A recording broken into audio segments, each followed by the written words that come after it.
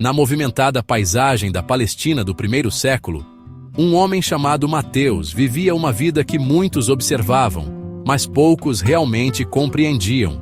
Ele era uma figura familiar, mas distante, separado de seu próprio povo pela natureza de seu trabalho e pelo peso da opinião pública. Ele era judeu, nascido na rica herança, nas sagradas promessas de seus ancestrais, vivendo perto das serenas e belas margens do Mar da Galileia. No entanto, sua existência diária estava longe de ser serena. Ele era um homem marcado por sua profissão, e uma pessoa que muitos teriam julgado e dispensado sem pensar duas vezes. Mas a história de Mateus não é um conto de julgamento. É um testemunho profundo e emocionante de esperança. A profissão de Mateus era a de publicano, um cobrador de impostos a serviço do Império Romano. Aos olhos de seus conterrâneos judeus, isso não era meramente um trabalho. Era uma profunda traição à sua fé e ao seu povo. Ele trabalhava para o Império Romano, a força ocupante que governava sua terra e infringia suas sagradas tradições. Sua tarefa era coletar impostos e taxas de seu próprio povo para encher os cofres de Roma, uma posição que o colocava em um território profundamente comprometido e moralmente ambíguo. Ele era uma ponte entre dois mundos, mas não pertencia a nenhum. Para os romanos, ele era uma ferramenta local para a administração. Para os judeus, um lembrete constante e doloroso de sua subjugação. A percepção pública dos cobradores de impostos era esmagadoramente negativa.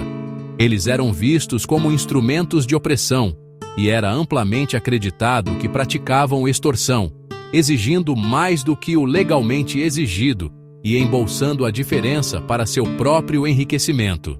Essa corrupção percebida apenas aprofundava o desprezo que enfrentavam. Sentar-se à mesa com um cobrador de impostos, ou mesmo compartilhar uma refeição com um deles, era arriscar-se a se tornar ritualmente impuro e socialmente ostracizado. Imagine a existência diária de Mateus, um lugar de profundo isolamento, marcado pela riqueza material, mas pela pobreza espiritual e comunitária. Um dia, um momento extraordinário quebrou o ritmo mundano da vida de Mateus. Jesus de Nazaré passava pelo posto de alfândega, o mesmo lugar que definia a identidade de Mateus e sua separação. Ele estava cercado por uma multidão. Sua presença irradiava autoridade e compaixão sem igual. Enquanto caminhava, seus olhos pousaram no homem sentado na coletoria.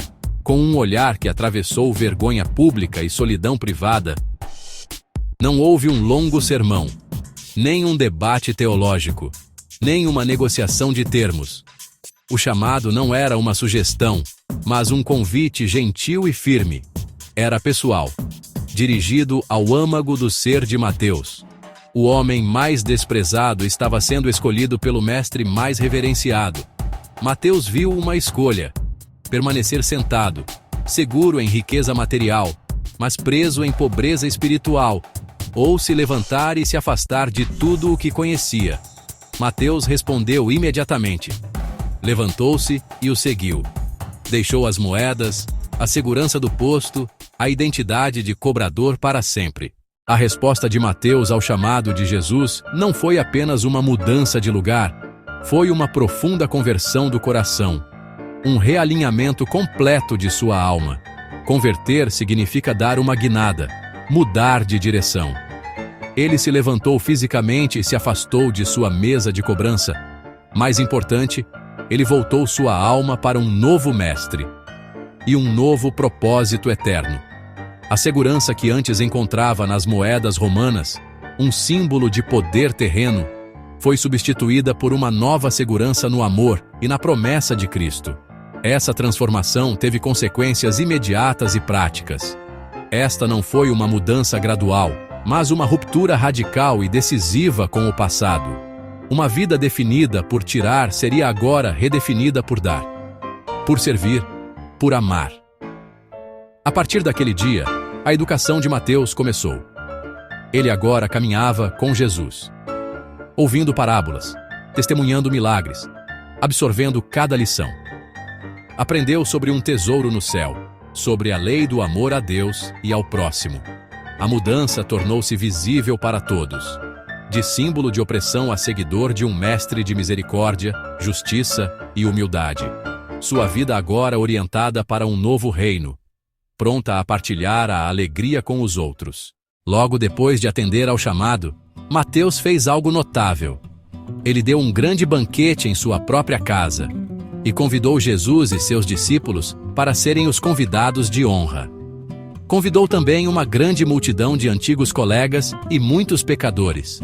Sua casa foi transformada em espaço de celebração e hospitalidade radical. Os fariseus e os escribas, à distância, ficaram escandalizados.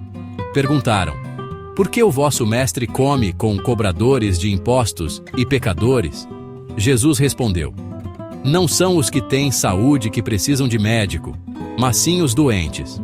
Ide e aprendei o que significa: quero misericórdia e não sacrifício. Pois não vim chamar justos, mas pecadores. O banquete tornou-se parábola viva do reino, festa onde todos são convidados, sobretudo quem precisa de perdão.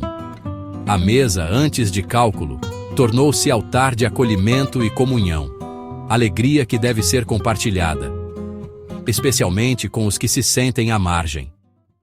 Tendo deixado sua coletoria para trás, Mateus embarcou em uma nova missão. Ele foi escolhido por Jesus para ser um dos 12 apóstolos, uma promoção surpreendente, de pedágios de César ao reino de Deus. Caminhou com Pedro, André, Tiago e João, proximidade com Jesus na vida pública. Ouviu o sermão da montanha em primeira mão, viu curas, exorcismos e a tempestade acalmada. Esteve na última ceia, na dor da paixão e na alegria da ressurreição. O hábil dos livros Razão foi encarregado de registrar tesouro mais precioso, a memória de Jesus. Suas habilidades não foram descartadas, foram santificadas para um propósito superior. Assim, Mateus, apóstolo, tornou-se Mateus, evangelista, voz que ecoa pelos séculos. De contas terrenas à economia divina da salvação, para todas as gerações. O Evangelho segundo Mateus é obra-prima catequética, estruturada com o cuidado de um ex-administrador. Não é coleção aleatória, é catequese para formar a nova comunidade. Tema central: o reino dos céus. Parábolas revelam um reino presente e por vir, onde a vontade de Deus é feita na terra como no céu. Outro tema: cumprimento. Isso aconteceu para que se cumprisse. Jesus como novo Moisés, entregando a nova lei. O prometido filho de Davi, rei legítimo do reino eterno. Estrutura em 5 grandes discursos, incluindo o Sermão da Montanha. Ensinamentos sobre moralidade, oração, perdão e exigências do discipulado. ênfase na igreja, única ocorrência explícita entre os evangelistas. Guia para conflitos, perdão e autoridade apostólica, especialmente Pedro.